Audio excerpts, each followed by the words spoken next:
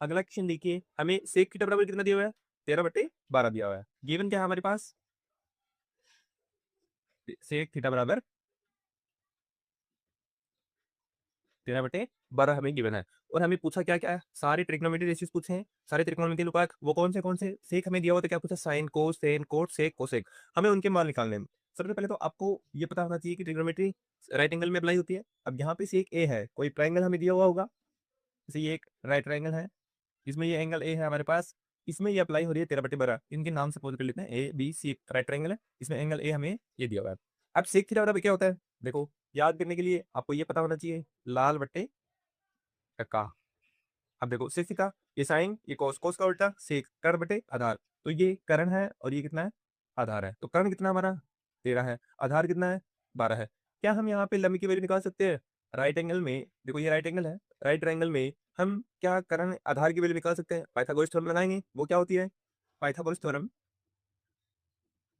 से देखो, कर्ण स्क्वायर बराबर आधार स्क्वायर प्लस लंब स्क्वायर। अब देखो कर्ण कितना हमारे पास? ए सी का स्क्वायर प्लस बराबर आधार स्क्वायर ए बी का स्क्वायर प्लस बी सी का स्क्वायर। ए सी की वैल्यू कितनी दी है हमारे पास? 13, 13 का स्क्वायर। ए बी की वैल्यू कितनी दी है? 12, 12 का स्क्वायर। बी सी में फाइंड करना है, बी सी का स्क्वायर। देखो 13 का स्क्वायर 169, बी सी का ए बी का स्क्वायर 12 का स्क्वायर 144 प्लस बी सी का स्क्वायर। अब देखो हमें किसकी वैल्यू चाहिए? बी सी स्क्वायर की वैल्यू चाहिए। ठीक है, हम इसको 144 ट्रांसफर कर दें तो 169 माइनस 144 ट्रांसफर करेंगे, सब्ट्रैक्ट करेंगे, हमारे पास बी सी स्क्वायर की वैल्यू कितनी? 9 से 4 गई 5, 16 में से 14 गए 2, तो बी सी स्क्वायर बराबर 25। तो यहाँ पे बी सी की वैल्यू कितनी आएगी?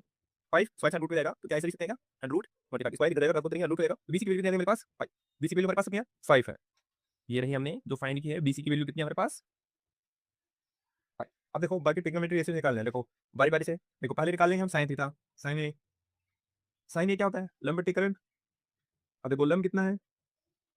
लंब हमारे पास 5 है, कर्ण कितना है? 13 है। तो ये होगी साइन की वैल्यू।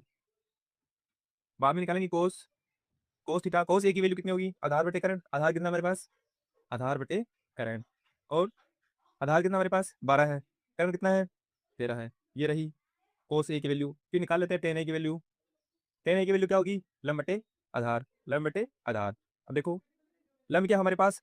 5 है, आधार कितना है? 12 है। तो ये हो गई टेन ए की वैल्यू। अब यहाँ पे हम क्या कोसेक की वैल्यू निकाल सकते हैं?